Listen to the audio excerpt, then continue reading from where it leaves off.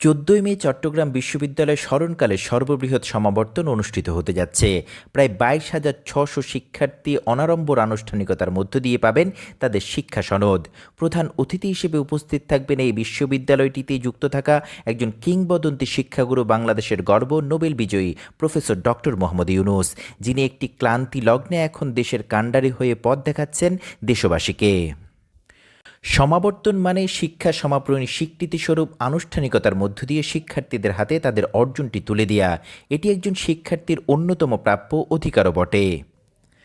১৪ই মের সমাবর্তনটি চট্টগ্রাম বিশ্ববিদ্যালয়ের পঞ্চম সমাবর্তন। পরিধির দিক থেকে সর্ববৃহৎ, এতে কোনো সন্দেহ নেই। তাই এখন সেই সমাবর্তনের সম্মাননা সনদ তৈরির মহাযজ্ঞে মহাব্যস্ত বিশ্ববিদ্যালয় কর্তৃপক্ষ। সকল ধাপ পেরিয়ে উপাচার্যের স্বাক্ষরের মধ্য দিয়ে সার্টিফিকেটটির যথাযথ মর্যাদা স্থাপিত হয়।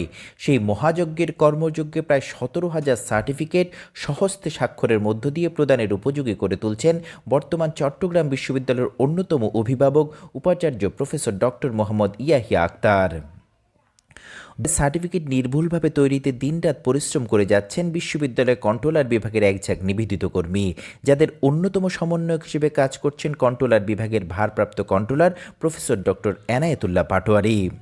আয়োজনটির সফল সমাপ্তি এখন বিশ্ববিদ্যালয় কর্তৃপক্ষের প্রধান লক্ষ্য।